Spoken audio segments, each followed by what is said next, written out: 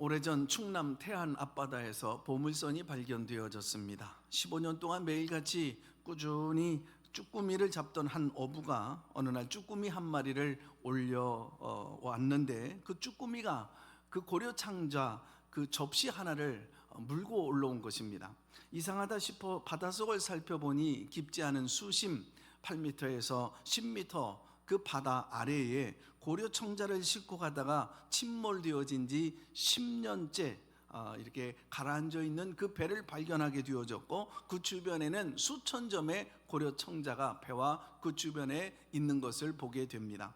놀라운 사실은 이렇게 얕은 곳에 묻혀 있었지만 천년 동안 아무도 발견하지 못했다는 사실이죠. 이 어부만이 발견되어졌고 큰 횡재를 얻게 됩니다.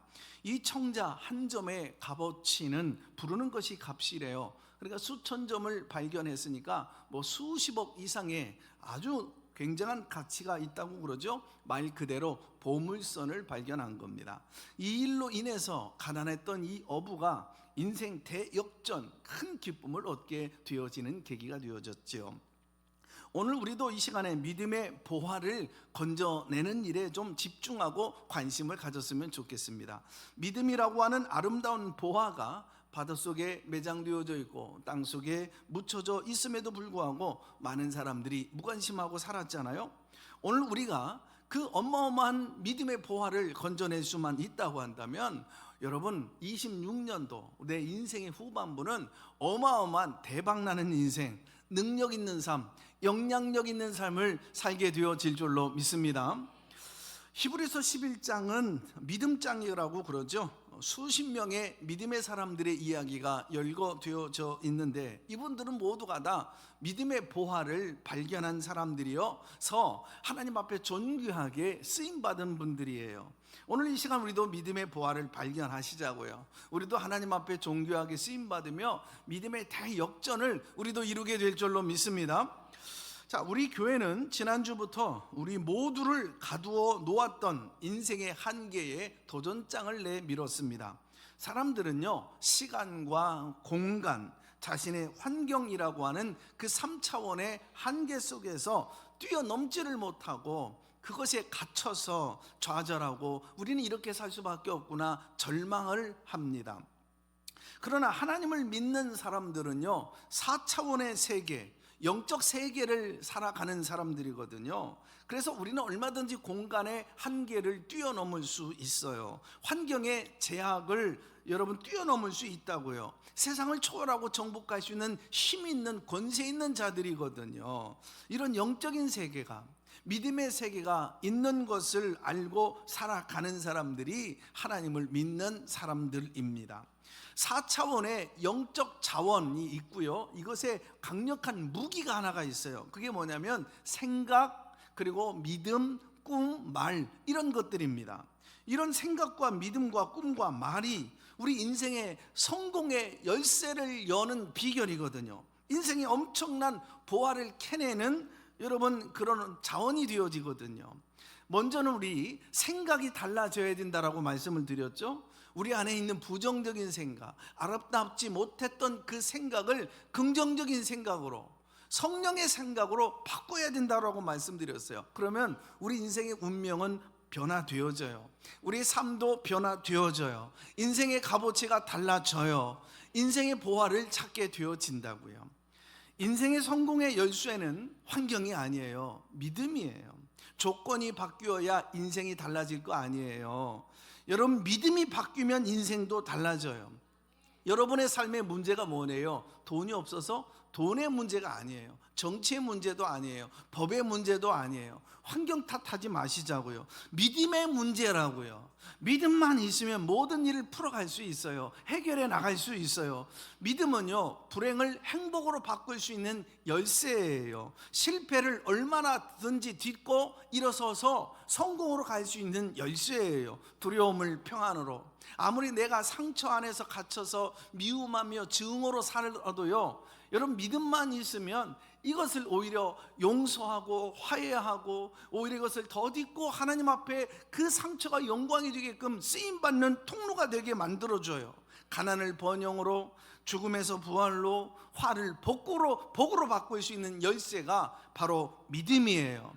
그래서 믿음은 인생의 보화를 열어가는 열쇠예요. 오늘 이 시간 하나님께서 여러분 모두에게 이 믿음의 열쇠 모두 하나씩 주시기를 주님의 이름으로 축복합니다. 그 믿음으로 닫혀있는 모든 인생의 문들을 활짝 열어 제낄 수 있기를 주의 이름으로 축원합니다. 기도 응답의 문이 열려지기를 바랍니다. 은혜의 문이 열려지길 바랍니다. 은사의 문이 열려지길 바랍니다. 축복의 문이 열려지길 바랍니다. 하늘의 문이 활짝 열려지기를 주의 이름으로 축복합니다. 여러분의 경제의 문도, 기업의 문도, 자녀의 결혼의 문도, 건강의 문도, 태의 문도 활짝 열려지기를 주님의 이름으로 축복합니다. 위대한 인생의 대역전이 결국 믿음으로 가능하게 만들어요. 신약 성경, 특별히 성경 전체를 살펴보더라도 핵심 중심 주제는 믿음이에요. 신약 성경에서만 헬라어로 피스토스, 이 믿음이라고 하는 말이 600회 이상 나와요. 그러니까 성경에서 믿음을 빼고 나면 텅 빈 책이 되는 거예요. 여러분을 뭐라고 남들이 부르던가요? 신앙인이라고 부르죠. 믿는 사람이라는 뜻이에요. 그런데 신앙인에게서 믿음 빼고 나면 사실 뭐가 남을까요? 신앙인이 아니에요. 그냥 정신 나간 사람이 되고 마는 거예요. 우리 인생을 키우고 하기 원하십니까? 최고의 전략이 하나가 있어요. 우리 인생을 업그레이드 시키려면 바로 믿음을 업그레이드 시키는 거예요. 주님은 친히 겨자씨만한 믿음만 너가 있어도 이 태산을 옮긴다라고 말씀하셨어요. 여기 이 산이라고 하는 것은 3차원의 인생의 한계를 얘기해요.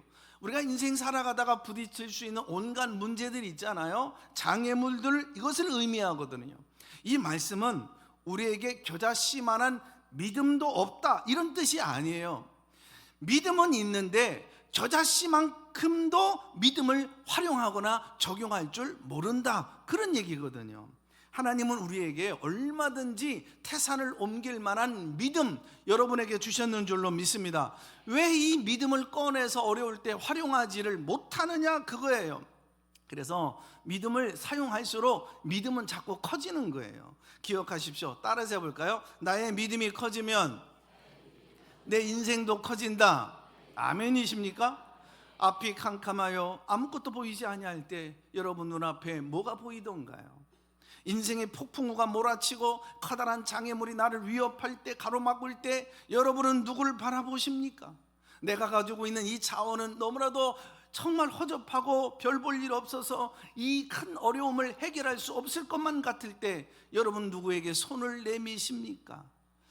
우리 믿음의 사람들이 믿음을 가졌다고 하면서 어려운 일이 있을 때 믿음을 적용하지 못하고 활용하지 못한다는 것은 안타까운 일이에요. 문제가 생기죠? 그러면 3차원의 환경과 이 현실이 우리를 지배하고 그동안 다스려 왔기 때문에 문제가 딱 생기면 먼저 문제를 보는 거예요. 그리고 상황이 어려우면 환경부터 먼저 보는 거예요. 길이 막히면 인간적인 방법과 술수를 쓰기에 급급한 거예요. 그러다 보니까 4차원에 계신 그 하나님을 보질 못해요. 결국 내 안에 있는 믿음을 사용하지 못하는 거예요. 아닌 게 아니라 우리가 매일 보고 듣고 접하는 모든 소식들은 몽땅 다 3차원의 한계의 이야기뿐이에요. 뉴스를 보더라도 사고 소식, 재난 소식, 재앙 소식, 전쟁 소식, 맨날 불길한 소식, 안 된다, 못 한다, 힘들다, 죽겠다, 불가능하다, 이런 말들 뿐이에요. 병원에 가보면 의사가 던지는 소리가 쉽지 않네요. 경제가 어려우면 현실의 소리가 들리죠. 지금은 안 돼요. 때가 아닙니다. 사람들과의 관계 속에서도 얽히다가 상처를 받으니까 들리는 소리는 사람은 변하지 않습니다. 이게 몽땅 다 3차원에 갇혀있는 한계의 소리예요. 눈에 보이는 것만 보고 말하는 소리, 계산만 되어지는 것만 갖고 말하는 소리, 이게 몽땅 다 3차원의 소리예요. 그런데 4차원의 믿음 속에, 이 세계 속에는요 벌써 다른 소리가 들려요. 나는 여호와 라파다, 너를 고치시는 하나님이시다. 막다른 길 앞에서도 들려오는 소리, 나는 광야에서 길을 내고 사막에서도 강을 낸다. 무너진 인생 한가운데서도 여러분 4차원의 그 소리를 듣는 사람은 내 은혜가 내게 족하다, 그러니까 더 좋은 너에게 유익과 결말을 안겨줄 것이다, 그런 말이거든요. 사람들은 잘 보질 못하지만 지금도 엎드려 기도하면 병이 나아버리고요, 말씀 붙들다가 가정이 회복되어지는 가정이 수도 없이 많고, 순종하다가 엎드리다가 막힌 길이 열려지고, 복음을 전하다가 설명할 수 없는 하나님의 역사와 도우심이 나타나잖아요. 4차원의 역사들은 지금도 얼마든지 분명하게 나타나고 역사하고 있는 줄로 믿습니다. 성경 보면 상황이 좋아서 믿은 사람 아무도 없어요. 최악의 밑바닥에서 예수 믿었어요.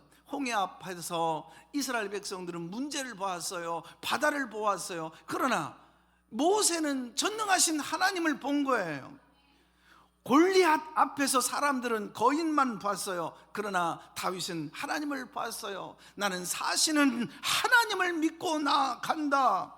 4차원의 믿음의 세계, 이게 뭐 대단한 겁니까? 먼저 하나님을 보는 것을 얘기하는 거예요. 하나님은 오늘도 말씀하시는 줄로 믿습니다. 너 보는 게 다 아니야. 문제 보지 마, 환경 보지 마. 환경 보지 말고 약속 붙들어 네 믿음을 사용하라.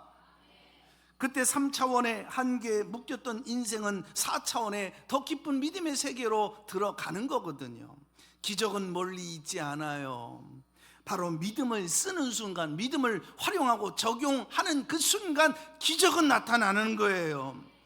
4차원의 하나님을 바라볼 때 갑자기 문제가 바뀌어지고 환경이 뒤집어지는 게 아니라 내 안에 있는 생각들, 잘못된 시선들, 태도들, 반응들, 우리의 언어들, 그리고 또 여러 가지 또 선택들이, 이런 것들이 바뀌어지면서 바뀐 믿음을 통해서 하나님의 역사가 현실적으로 바뀌어져 나가는 것을 보게 되어져요. 구태여 신앙세계가 아니라고 할지라도 우리는요, 이 세상 믿음 없은 살 수 없어요. 믿음이 곧 인생을 움직여가는 힘이기 때문에 그래요. 언젠가 고대 안암 장례 병원 장례식장을 가기 위해서 차를 몰고 성수대교를 건너가요. 중간쯤 건너갔는데 문득 이런 생각이 떠오르더라고요. 야, 이거 옛날에 무너진 다리니까 가다가 또 무너지면 어찌 하지? 또 속이 좋지 않아서 얼마 전에 모 병원에 찾아갔더니 안면도 모르는 사람에게 이 차를 맡겨야 되는 상황이 오더라고요. 제가 의사 면허증도 확인도 안 했는데 그럼에도 의사에게 내 몸을 그냥 맡겨버리더라고요. 끄적끄적 적어주는 처방잔 들고 약국 갔더니 거기서 약을 지어주어요. 그거 약에 어떤 성분이 들어있는지 확인도 하지 않냐고 지금도 꼬박꼬박 그 약을 먹고 있거든요. 그 저녁에 몸이 안 좋아서 사우나를 갔는데 갑자기 시퍼런 칼을 꺼내더니 그냥 내 몸에 칼을 대는 거예요.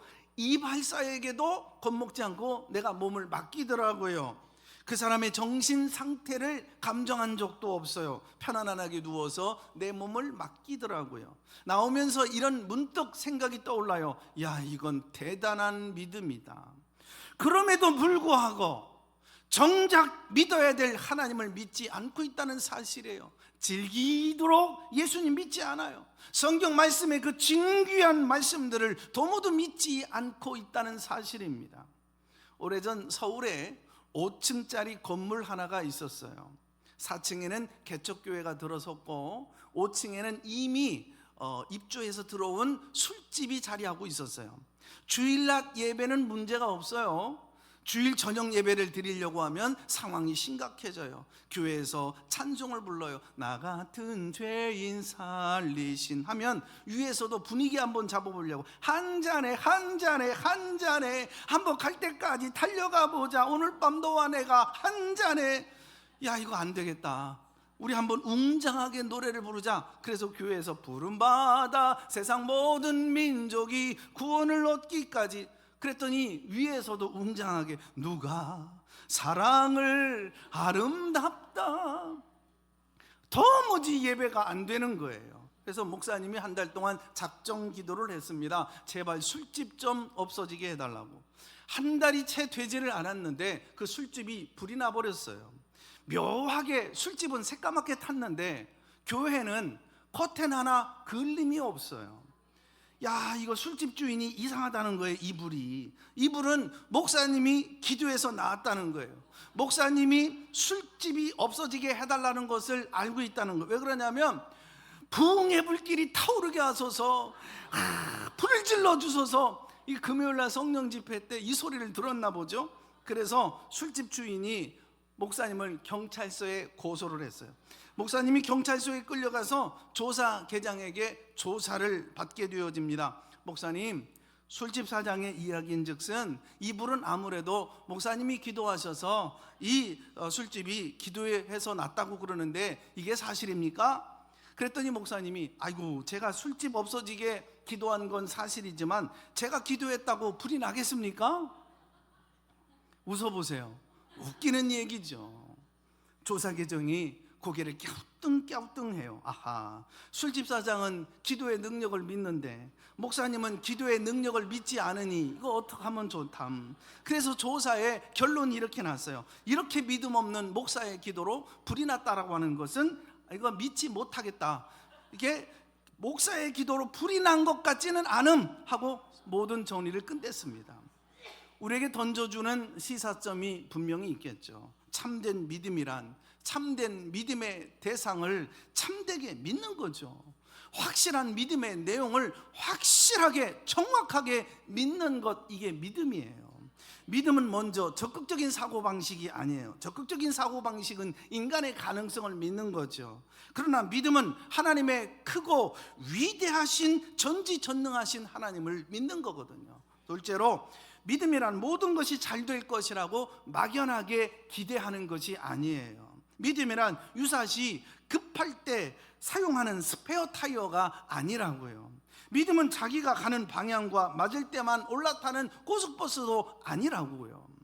우리의 믿음은 절대적으로 하나님만 믿고 그분만 신뢰하는 거예요. 내가 구원받고 용서받아 하나님 자녀 되어지는 길은 딱 하나예요. 예수 통해서만이 가능하잖아요. 그래서 우리 믿음은 하나님의 전지전능하신 하나님을 바라보는 거예요. 믿는 거예요. 그 위대하신 분, 그분 안에 있으면 능치 못할 일이 없다라고 하는 것, 이 사실을 믿는 것, 뭐라고요?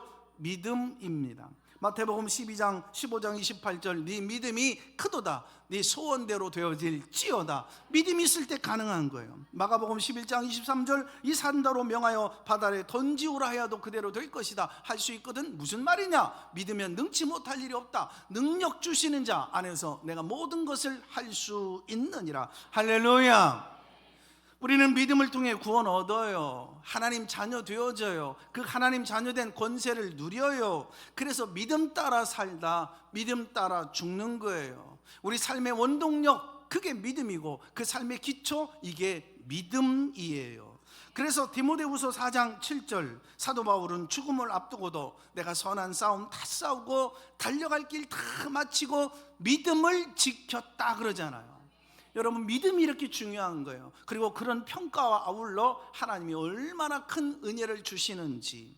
오늘도 하나님은 믿음 있는 자를 찾으시는 줄로 믿습니다. 찾아서 칭찬하시는 줄로 믿습니다. 믿음 있는 자를 통해서 역사하시는 줄로 믿습니다. 믿음 있는 자를 통해서 표적과 기사를 하나님이 행하여 주시는 줄로 믿습니다. 그러므로 믿음은 운명과 시간과 시대의 환경이라고 하는 3차원의 환경을 초월할 수 있는 능력, 이것이 믿음이에요.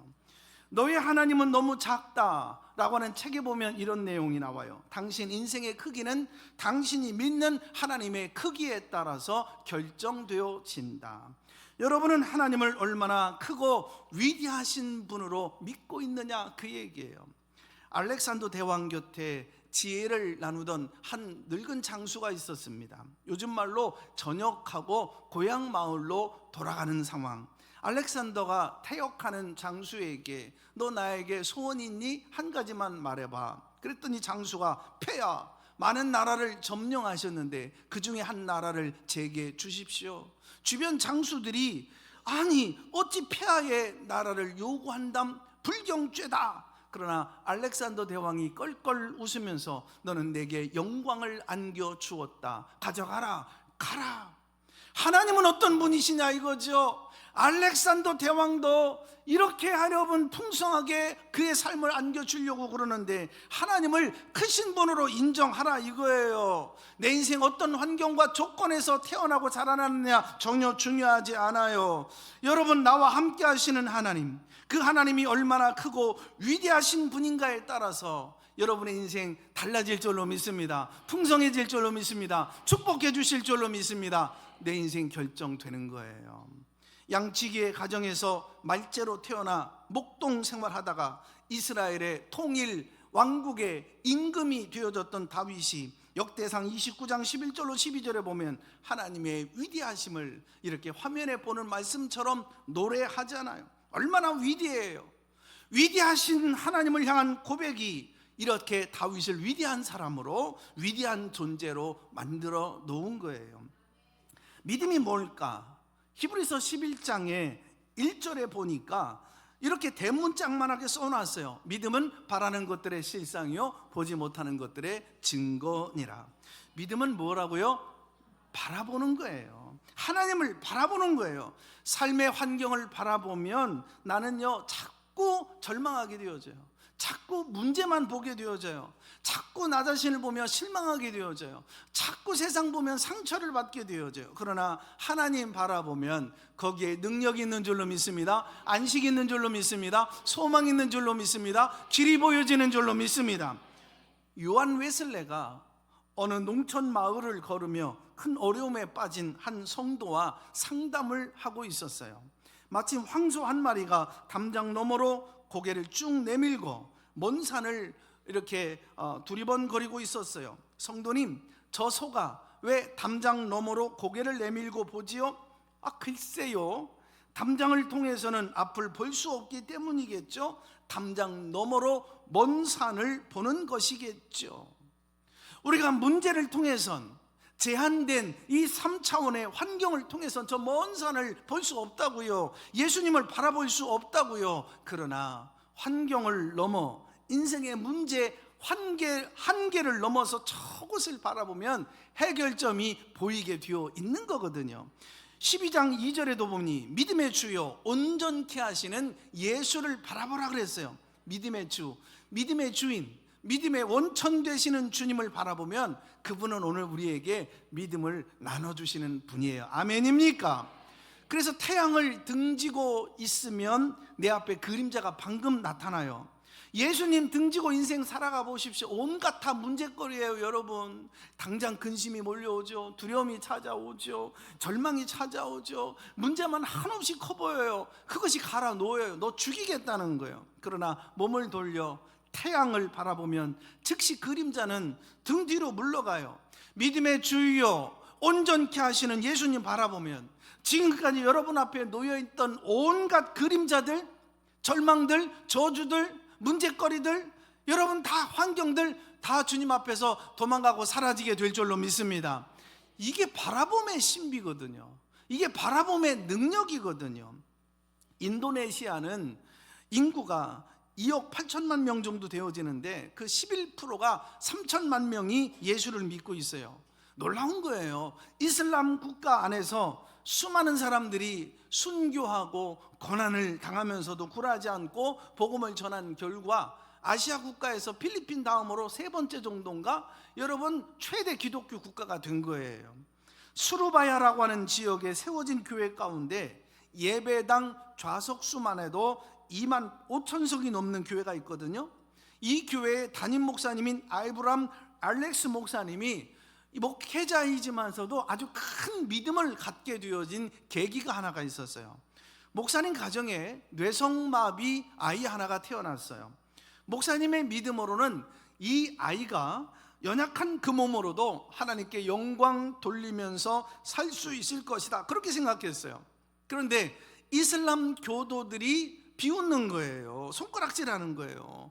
아니, 하나님을 믿는 그 목회자 가정에 저러한 아이가 태어나다니, 이 손가락질만은 견뎌낼 수가 없었어요. 그래서 목사님은 하나님께 기도하기로 합니다. 바라봄의 법칙을 적용하기 시작한 거예요. 이제부터 이 아이를 향하여 기도하리라. 그리고 십자가의 능력만 나는 묵상하리라. 전지전능하신 하나님이 어떻게 역사하실지를 나는 바라보리라. 이 아이가 온전하게 회복되어진 것처럼 그림을 그려놓고 그렇게 나는 기도하리라 기도하는 거예요. 그리고 한 달, 두 달 기도하는데 이건 뭐 보니까 미동이 없어요. 석 달을 기도했는데 차도가 나타나지 않아요. 이제 실망이 몰려올 수 있지 않아요? 나는 평생을 기도한다 할지라도 이 아이를 축복하는 일에 내가 놓치지 아니하리라. 끝까지 믿음을 지키고 온전해지고 건강한 모습을 바라보면서 기도하는 거예요. 넉 달이 막 지났을까? 아침에 기도하기 위해서 이 아이의 방문을 두드리고 열어 들어갔는데 깜짝 놀랄 일이 생겼어요. 아이가 벌떡 일어나서 앉아 있는 거예요. 아멘입니까?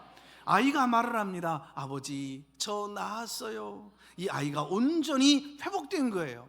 이 사건이 계기가 되어져서 목사님은 제한 없는 하나님의 능력, 제한 없는 그 한계가 없는 그 믿음을 붙들게 되어져요. 이때부터 아이브람 알렉스 목사님은 이 아들과 함께 제한 없는 축복, 한계가 없는 그 기적을 날마다 경험하며 그런 간증 속에서 살아가시게 되어지더라 이거예요. 저는 예수님께 한번 이 시간 묻고 싶어요. 주님, 믿음만 있으면 그 믿음으로 인생의 문제를 해결하고 환경도 뛰어넘어 초월하고 위대한 삶을 살 수 있다는 말씀 도전이 되어져요. 감동되어져요. 그게 믿어지네요. 이제 이해가 되겠어요. 그러나 우리 가운데 그 누가 태산을 옮기는 믿음을 원치 않는 분 누가 있겠어요? 제한 없는 능력과 한계 없는 믿음의 복을 다 받아 누리고 싶지, 그러고 싶지 않은 사람 누가 있겠어요? 3차원의 한계에 갇혀 이 세상에 죽어가는 많은 사람들의 그 정신적, 육적, 그 모든 삶의 환경에서 찌그러져 살고 있는 인생, 저도 살고 싶겠어요? 아니에요. 우리 모두는 믿음의 날개를 달고 4차원의 영적 세계로 솟아오르고 싶습니다. 예수님, 그러면 어떻게 우리 믿음을 키울 수 있을까요? 우리 믿음을 어떻게 성장시키고 업그레이드 시킬 수 있을까요? 라고 하는 질문입니다. 하루 종일 토끼 사냥을 하던 사냥꾼이 토끼 한 마리도 잡지를 못하고 마을로 내려왔어요. 사람들이 물어요. 아이고, 오늘도 한 마리도 못 잡았네. 말도 마세요. 토끼라고 하는 녀석이 귀가 얼마나 예민한지 마른 잎사귀 소리 하나만 들어도 냅다 도망칩니다. 발바닥으로 진동을 느끼는지 아이고 그냥 살금살금 가도 소용이 없어요. 게다가 앞다리는 짧고 뒷다리는 길어서 껑충껑충 뛰는데 언덕으로 뛰어오르면 사람이 도무지 쫓아갈 수가 없습니다. 이 이야기를 듣고 있던 마을의 현자가 얘기하는 거예요. 당신은 토끼를 잡으려고 그러는 거예요.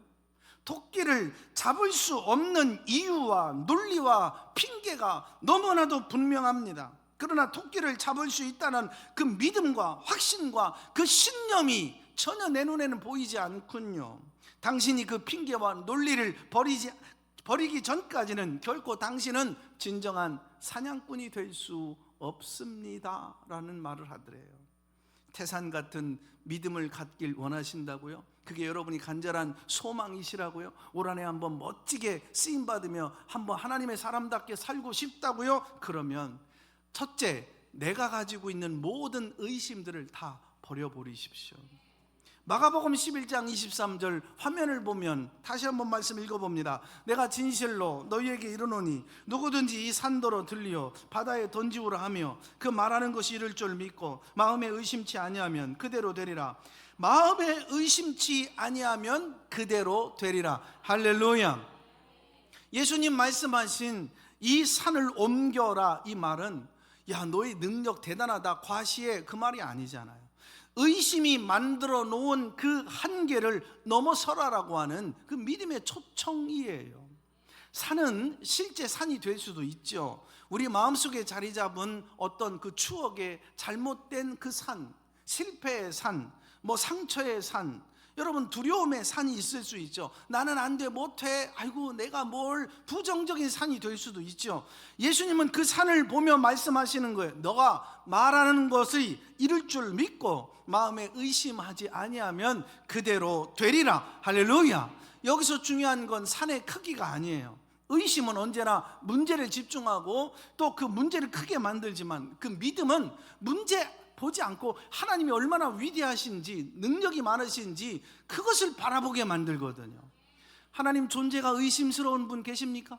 그래서 늘 말씀 듣는 것도 못마땅하고, 그게 정말이겠어? 나하고는 상관이 없어. 그래서 말씀 듣는데 재미가 없고 자꾸 딴 생각이 나고, 그러니까 예배에 나오긴 나오는데도 10년 20년을 믿어도 성장되어지지 않고, 믿어야 돼 말아야 돼 갈등이 오십니까? 하나님 살아계심이 의심스러우십니까? 하나님이 나같이 부족한 자를 통해서 역사하시겠어? 의심스러우십니까? 하나님이 나같이 허물 많고 자주 넘어지는 사람을 사랑해 주시고 함께 해 주십니까? 라고 하는 이 사실들이 의심되십니까? 하나님이 살아계셔서 내 인생의 미래를 보장해 주실까 의심되는 분 계십니까? 그 쓸데없는 의심들을 지금 의심해 보라는 얘기예요. 모든 믿음의 사람들은 의심해 보는 것들을 포기해 버렸어요. 의심을 정복해 버렸다는 얘기예요. 의심은 늘 문제를 본다니까요. 갈등을 부딪힌다니까요. 그래서 항상 안 되는 상황으로 끌고 간다니까요. 그러나 믿음은 언제나 해결을 보는 거예요. 믿음은 의심을 포기하고 절망을 포기하고 자기 한계를 포기하게 해요. 그러나 절대로 포기하지 않는 것이 하나 있어요. 그 믿음을 갖고 있으면 하나님의 약속을 저버리지 않아요. 하나님의 선하심을 포기하지 않아요. 하나님이 언제든 나와 함께 하신다, 그 신실하심을 믿어버려요. 그래서 희망을 내려놓지를 않는다고요. 태산 같은 믿음은 믿음이 없는 사람이 아니라 의심보다 하나님을 더 크게 믿는 사람에게서 시작되는 거예요. 그러면 재미 되게 없어요, 여러분. 그런 믿음 생활이 얼마나 재미가 없는지 몰라요, 여러분. 오늘 이 말씀 붙들고 우리 안에 모든 쓸데없는 의심들을 하나씩 의심해 버리고 다시 하나님을 선택하는 오늘 하루 되기를 주님의 이름으로 축복합니다. 두 번째로, 여러분의 믿음을 정말 키워놓고 싶으세요? 성장 놓기 싶으세요? 이 믿음이 이렇게 위대하고 중요한 건데, 그렇다면 인생의 성공 열쇠인 이 믿음을 키우기를 원하신다면 이 인생을 키울 수가 있어요. 그러니까 다시 말하면 인생을 키우길 원한다면 다시 한번 믿음을 여러분 키워 놓으라는 거예요. 아멘이십니까? 나의 믿음을 부수러 찾아오는 모든 환경 부수러 버리시라고요. 나에게 무너뜨리려고 찾아오는 유혹들 오늘 버려버리라고요. 자, 세 번째 성공의 열쇠, 믿음을 키우려면 기도를 키워야 돼요. 기도를 업그레이드 시켜야 돼요. 아멘입니까? 인생의 성공을 결정짓는 가장 중요한 요소, 환경 아니라고 그랬죠. 조건 아니라고 그랬죠. 그리고 그 믿음이 자라나는 가장 빠른 길은 기도가 업그레이드 되는 거예요. 교회 안에서도 보면 신앙생활이 우리 교회에서 10년이 됐는데도 그 자리예요. 품성도, 인격도, 사명에 임하는 자세도, 하나님을 향한 그 갈망도. 그런데 온 지 얼마 안 된 1, 2년밖에 안 되는 새 가족인데 품성이, 그 비전이, 그 사명이, 하나님 말씀에 순종하는 것이, 여러분 정말 그 믿음이 막 성장하는 모습을 보게 되어질 때 얼마나 감동되어지는지 몰라요. 그게 어떤 차이에서 오는지 아십니까? 직분 중요하지 않다고 그랬죠. 중요하지 않다고 그래서 그것을 여러분 얕보게 되는 보는 게 아니죠. 그것은 자기 자신을 돌아봐야 돼요. 믿음이 커가기 위해서 기도가 업그레이드 돼야 돼요. 하나님 앞에 태산을 옮기는 믿음을 달라고 기도하십시오. 그리고 그 다음부터는요, 기도하는 방법과 내용을 바꿔버리세요. 하나님 이 병 낫게 해주십시오, 이 문제를 해결해 주십시오 라고 기도했으면 그 다음부터 내가 누굽니까? 하나님 자녀된 권세를 가지고 명령 기도를 하세요. 나사렛 예수님의 이름으로 명하노니. 예수님의 이름이 어떤 이름이에요? 존귀한 이름이에요. 여러분 치유의 이름, 권능의 이름, 여러분 그 믿음이, 그 예수의 이름이 악한 영들도 물리치는 그 능력의, 치유의, 회복의 이름이잖아요. 그 이름을 앞세우는 거예요. 예수님의 이름으로 명하노니 내 가정과 자녀와 이 사람의 몸으로부터 이 모든 병은 떠나갈지어다, 질병은 사라질지어다, 암덩어리도 제거되어질지어다. 내 인생에 갇혀 사는 모든 그 절망, 문제, 장애물, 악한 영들은 예수님의 이름으로 명하노니 떠나갈지어다. 명령하는 거예요. 명령 기도했으면 응답받은 줄로 믿고 하나님 앞에 감사하는 거예요. 하나님 감사합니다. 온전히 낫게 하여 주옵소서. 승리하게 하여 주옵소서. 이미 이루어 주신 것을 믿고 감사하는 거예요. 그런데 교회 와서 기도할 때는 확신이 왔어요. 그런데 집에 가서 보면 여전히 몸이 아픈 걸, 문제와 상황이 바뀌어지지 않은 걸, 그러나 우리가 기도하고 얻은 확신과 응답 사이엔 큰 얼음벽이 있다는 사실을 기억하셔야 돼요. 그럼 어떻게 할까? 믿음 별거 아니네, 믿음 포기하는 겁니까? 얼음벽을 이제부터 녹이기 시작하는 거예요. 싸늘한 기도, 여러분 냉랭한 믿음, 이성이 발달되어진 믿음, 이걸 가지고는 절대로 얼음벽을 녹일 수가 없어요. 여러분 뜨거운 기도, 불같은 믿음, 이것만이 얼음벽을 녹아내리게 할 수 있다고요. 그러면 성령 집회, 특별히 새벽 기도, 꾸준한 여러분 이 기도 생활, 얼음벽 녹이는 거예요. 너는 내게 부르짖으라, 내게 응답하겠고 네가 알지 못한 크고 비밀한 일을 내게 보여주리라. 얼음벽이 녹아지면 하나님의 은밀한 역사들은 막 신비하게 나타나기 시작하는 거예요. 네 번째, 끝으로 성공의 열쇠. 여러분 믿음을 키워놓기 위해서 가장 중요한 것 또 하나가 있는데 말씀의 능력을 키우는 거예요. 진정 운명을 뒤집고 불리한 환경을 뛰어넘고 인간의 한계를 초월하는 그 믿음을 원합니까? 그러면 믿음을 키우세요. 믿음을 업그레이드 시키는 마지막 열쇠는 말씀의 능력을 바로 키워놓는 거예요. 믿음으로 산다는 것은 말씀의 능력으로 산다는 얘기거든요. 믿음으로 산다는 말은 내 형편으로, 감정으로, 기분으로 산다는 뜻이 아니라 말씀의 능력으로 살아가는 거예요.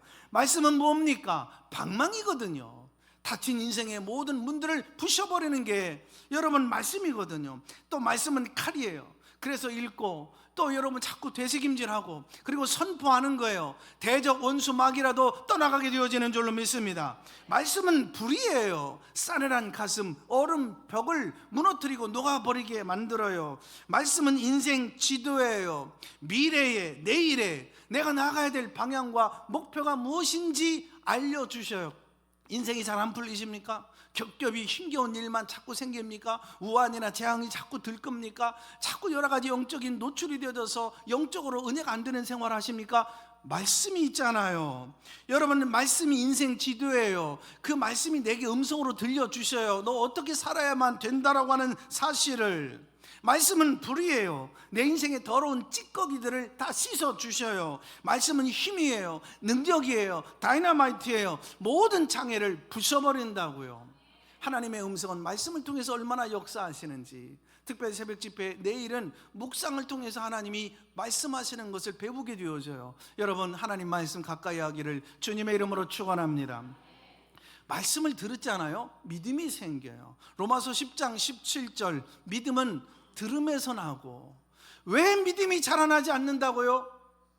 주일 한 번 예배 오는 것도 급급해서 어려워서 여러분 인생에 자기 스스로와의 싸움이 일어나면 안 돼요. 들어야죠. 자꾸 말씀을 들어야 믿음이 자라난다고요.